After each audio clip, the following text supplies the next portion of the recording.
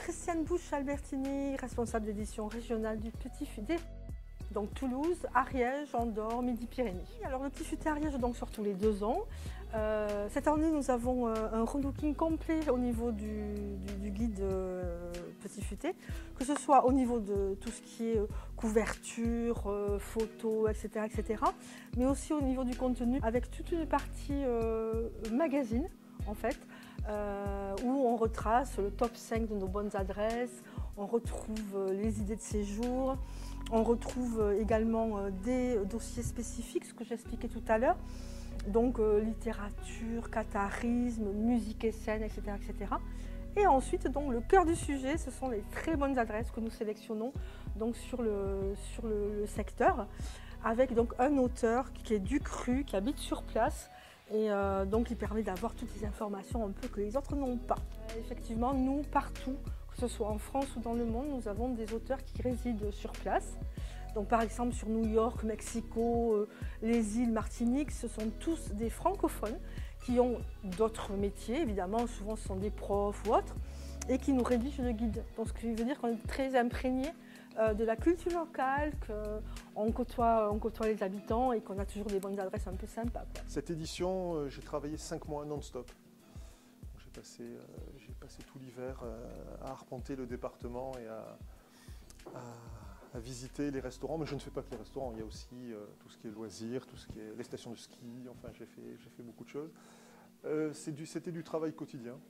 En général, je travaille le matin, j'écris le matin, midi je vais faire un restaurant, l'après-midi je vais visiter quelque chose, et puis si je suis un peu en retard, des fois ça arrive, je refais un restaurant le soir. Sur cette édition, c'est une première depuis plus de 20 ans, c'est-à-dire que le livre a été intégralement réécrit.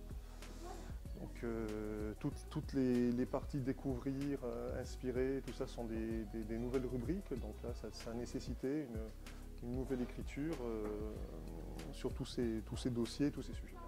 Alors le bilan est bon. L'Ariège, c'est un département facile, non pas à critiquer mais à tester. Nous avons des professionnels qui sont vigilants sur la qualité des produits, sur le sérieux de leur travail. Parce que les Ariégeois sont exigeants. Donc bien sûr, il y a une clientèle touristique, mais enfin, un restaurateur doit surtout séduire les locaux.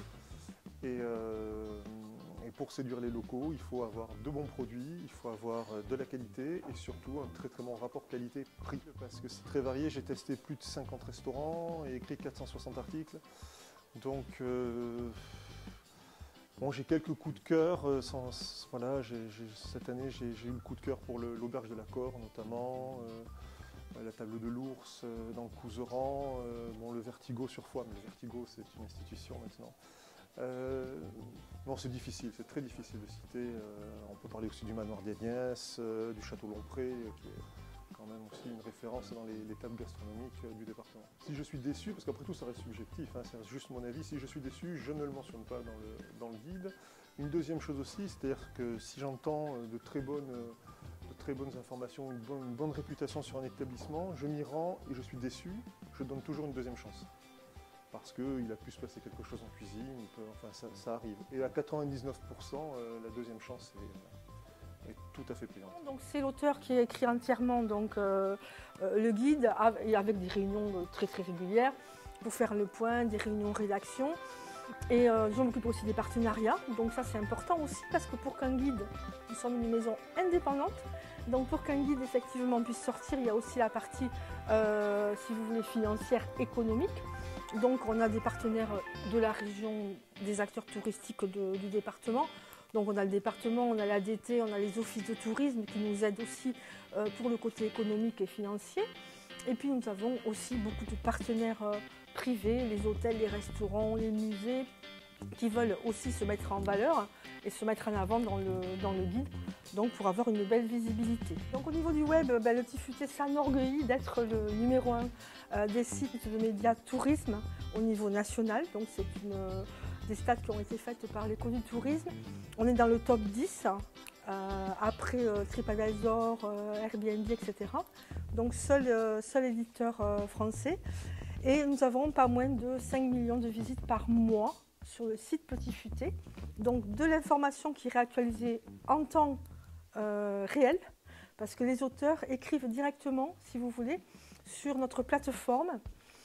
C'est fait au bout de 2-3 jours, c'est également sur le site internet et c'est interactif. Donc le Petit Futé, effectivement, depuis un an, on a lancé une application qui s'appelle Petit Futé App pour avoir un lien, si vous voulez, entre le print, le guide papier et le site internet.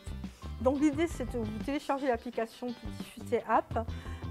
Vous pouvez passer directement sur la photo ici qui est sur le guide, voilà le petit pictogramme, et vous avez le lien direct sur le site internet, soit de l'annonceur, soit notre fiche premium. Donc c'est vraiment un pont, si vous voulez, et on est vraiment à l'affût de ça, un pont entre le print, le guide papier et le site internet.